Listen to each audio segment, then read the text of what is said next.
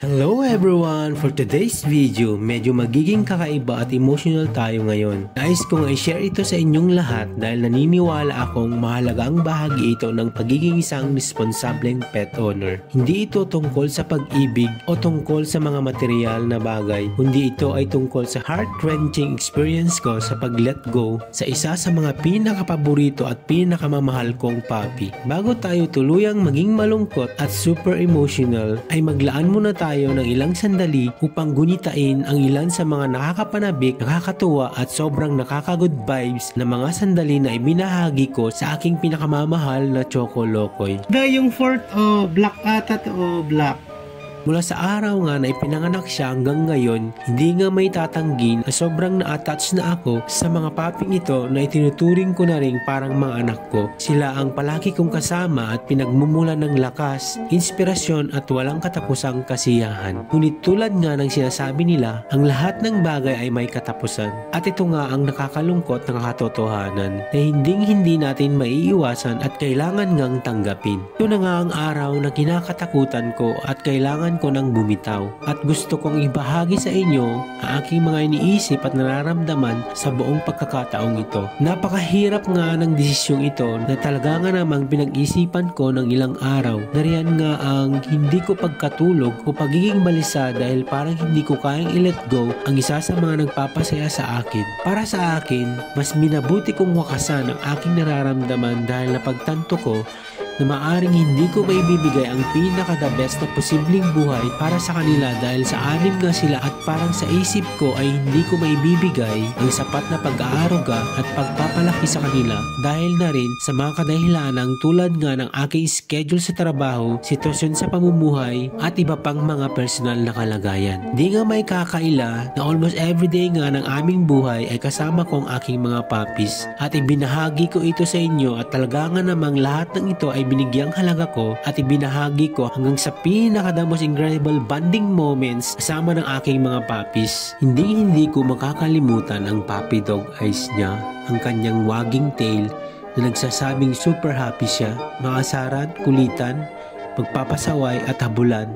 At syempre, ang unconditional love na ibinahagi niya sa amin ay mga alaalang i-cherish ko magpakailanman. Syempre, bago natin i-rehome ang ating mga puppies, ay kailangan din nating kilalaning mabuti ang kanilang maging bagong fur parent. Kung magiging maayos ba ang kanyang magiging bagong tahanan, kung may bibigay ba nila ang lahat ng kanyang pangangailangan, at kung mabibigyan ba siya ng sapat na oras upang alagaan, at kung may bibigay ba nila ang pagmamahal na gaya ng ibinibigay ko sa kanila. Ayan, nakaredy na nga si Choco kasi for homing na siya, kaya kukunin na siya nung magiging fur parent niya. Ito yung ibibigay natin para maski pa paano ay meron naman siyang magagamit kaagad. Dog food starter na pedigree. Siyempre, puppy love na milk kasi yan yung favorite nila. Hindi rin mawawala yung multivitamins na LCV. Siyempre, yung kanyang pagkainan tsaka yung kanyang favorite na laruan. Ice cream. Oh, Choco! Bye-bye, Choco! Pero, bye-bye ka na kay baby. Bye-bye na, baby. Bye-bye ka na. Punta na si Choco. Bye-bye, mama. Bye-bye. Bye-bye, mama. Bye-bye. Bye-bye, Choco. Bye-bye. Bye-bye. Bye-bye. Bye-bye. Bye-bye na. Bye-bye, ate. Ate, bye-bye. Ayan, for rehoming na nga itong si Choco. At kukunin na siya ngayon ng kanyang fur parent. Kaya naman, magbababay muna siya bago ko siya pakawalan. Bye-bye, Team Ampy. Bye-bye, Tito.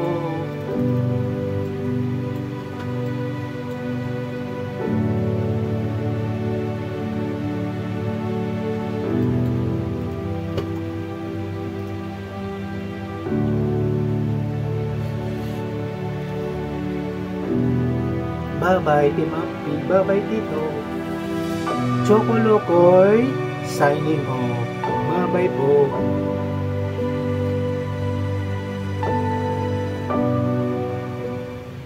Ngayon ay papakilala ko na ang napakaswerteng magiging bagong fur parent ng aking pinakamamahal na Choco Lokoy. Alam kong magiging maganda ang buhay niya doon at maaalagaan at maasikaso siya ng mabuti at may bibigay ang lahat ng kanyang mga pangangailangan. Kaya naman hindi na talaga ako nag-aalangan na maging bahagi na rin ng pamilya nila ang aking Choco Lokoy. Isa nga sa pinaka-heart-wrenching experience na naranasan ko ang magpaalam kay Choco Lokoy na para bang dinudurog unti-unti ang aking puso at sinasaktan ng walang kalaban-laban. Gusto ko lang pong maging honest sa inyo, hindi ito madaling desisyon. Ang mga iyakan, yakapan at ang mga huling sandali ng pagpapaalam ay sobrang napakabigat na ito sa akin.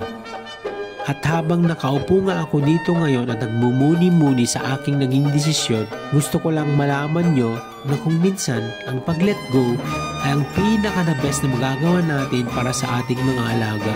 Dahil ito ay tungkol sa pagbibigay prioridad sa kanilang kaligayahan at kapakanan kaysa sa iyong sarili. Bago natin tapusin ang mini-vlog na ito, nais kong ipakita sa inyo na isang sulyap sa piling ng bagong fur parent ng alaga kong si Choco Lokoy. Nakakataba nga ng puso na makita siyang masaya at nag-i-enjoy at nagbibigay ito sa akin ng katiyakan na nagawa ko ang tamang desisyon. So hayun nga, ang heartbreak na pag-let go ko sa aking paboritong alaga na si Choco Lokoy. Napaka-challenging ng journey ito, ngunit naniniwala ako na mahalagang ibahagi ang mga karanasan at damdaming ito sa inyong lahat. Laging tandaan ng pagiging responsableng fur parent kung minsan ay nangangahulugan ang paggawa ng mahihirap na desisyon para sa kapakanan ng kaligayahan ng iyong pinakamamahal na alaga. Salamat sa pagsama sa akin sa emosyonal na paglalakbay na ito. Kung meron kang anumang mga saloobin o karanasan na gustong ibahagi, just comment down below at don't forget to like our video at mag-follow na rin sa ating page para sa mas marami pang madamdaming mga contents.